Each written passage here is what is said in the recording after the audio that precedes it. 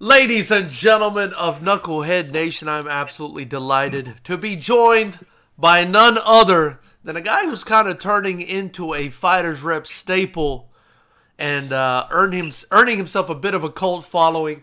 Conor Kenny Powers Bracken. Conor, how you doing, brother?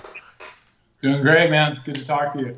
Likewise, man. And the reason we have you on is because on June 25th, you are coming back to Fighters Rep for Fighters Rep 14. You're going to be taking on Jeffrey Anderson, a very tough guy out of Arizona who we had the opportunity to interview yesterday.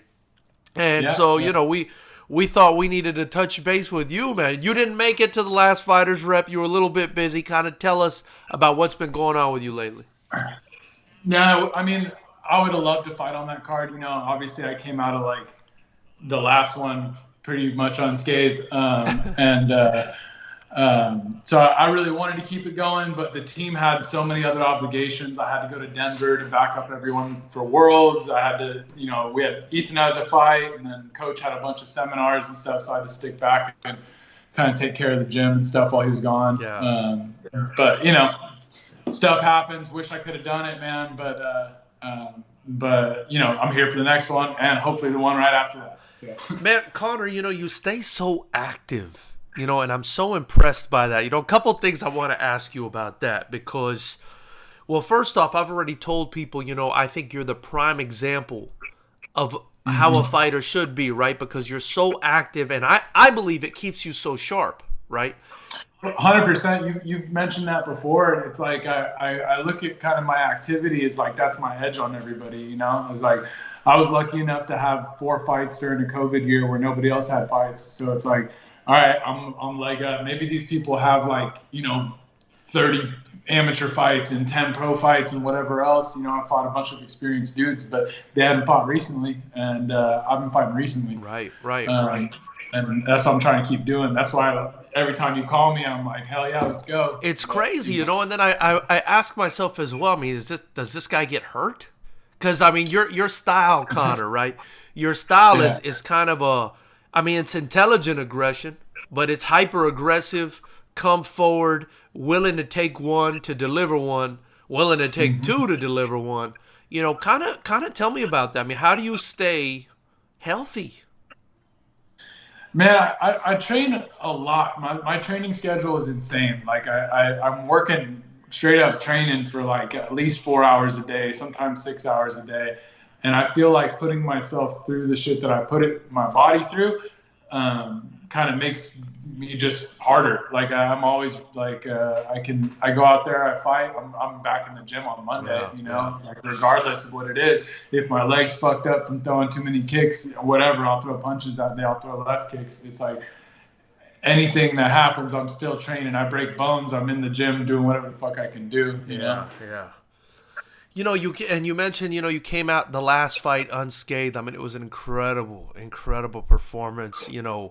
It was a highlight, I think. Not only in your career, but in Fighters Rep history, right? A 22-second knockout over a. Yeah, is that the Fighters Rep record? Or yeah, I think it is, man. It's definitely for the pros for sure.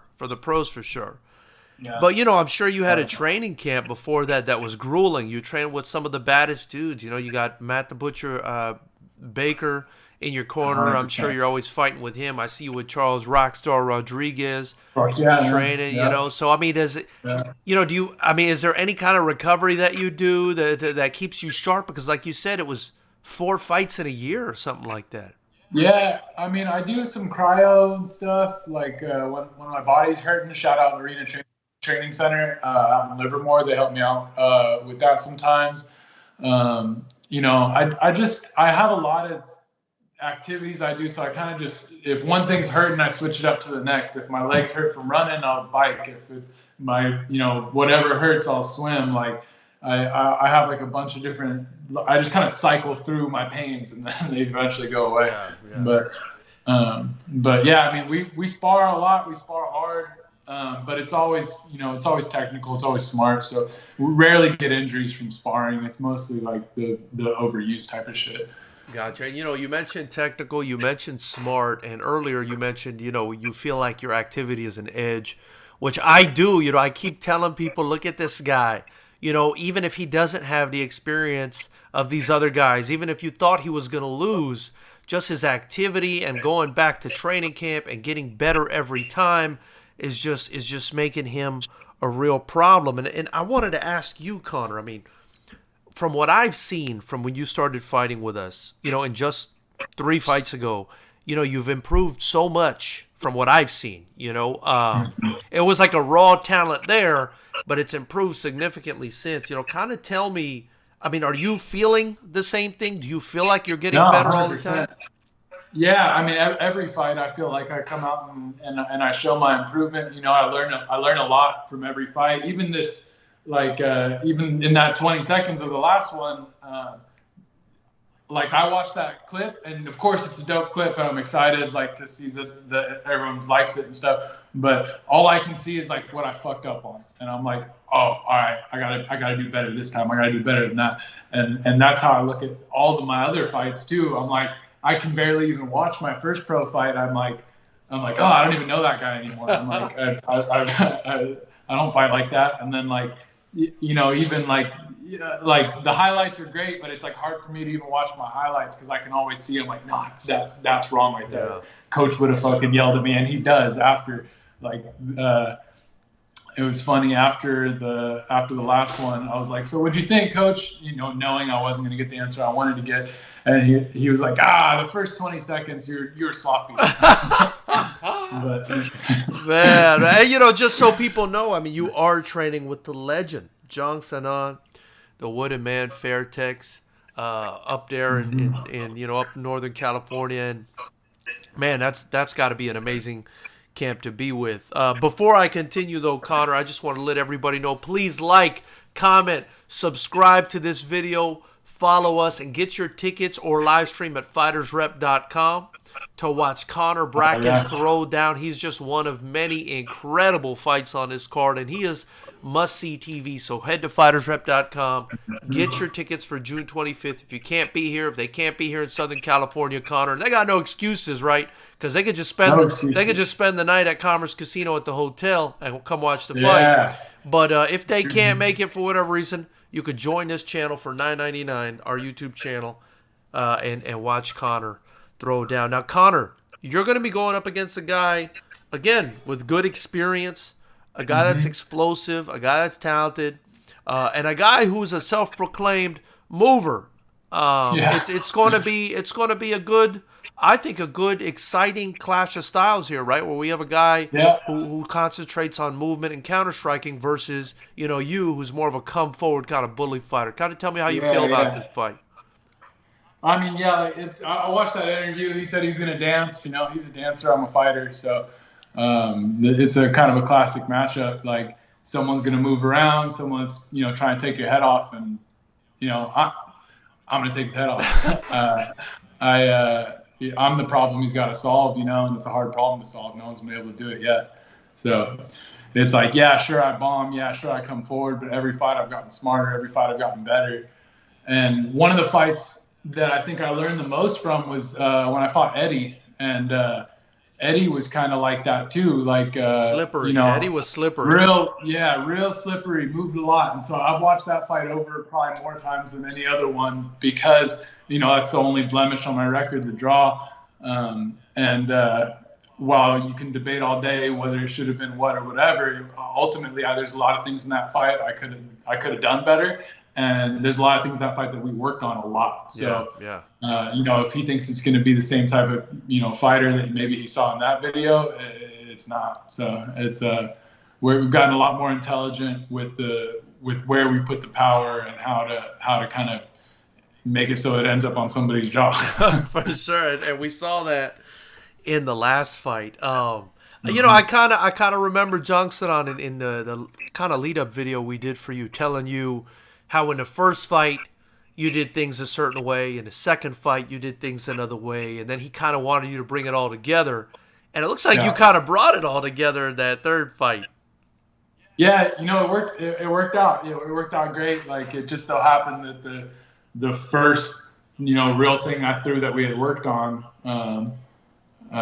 landed great. So it's like, you know, that's awesome. But I'd like to, show a little bit more this time. Maybe I'll let it go 30 seconds. Right. And I'm just fucking. and I love it. And that was another wrinkle I noticed in that last fight. Right, is I knew you hit hard because Eddie Jackson told me you hit hard. Big shout out to Eddie, by the way. Yeah, shout out Eddie. Great guy. I knew you hit hard because of what he told me. And, we knew you were a pressure fighter. We knew you came forward. We knew you threw good combinations. But what I didn't know was Kenny Powers had one-hitter-quitter power. Is that something that you've kind of always had, or is that something that you've kind of built up with time as you're kind of growing into your grown man strength, I guess? I mean, what is that? Maybe a little bit of both, but I've always hit hard. Like every time, every time I spar somebody or whatever, they're always like, "Holy shit, I've never been hit that hard," or like, And coach is always like, all through my amateur fights and all my pro fights, he's like, "Buddy, you hit so fucking hard. Why are you not knocking these people out?" Wow. And it's like, because I'm, I get in my head and I'm like, "Oh, I have to go throw a million punches and I need to, get up on the scorecards and blah, blah, blah." And it's like,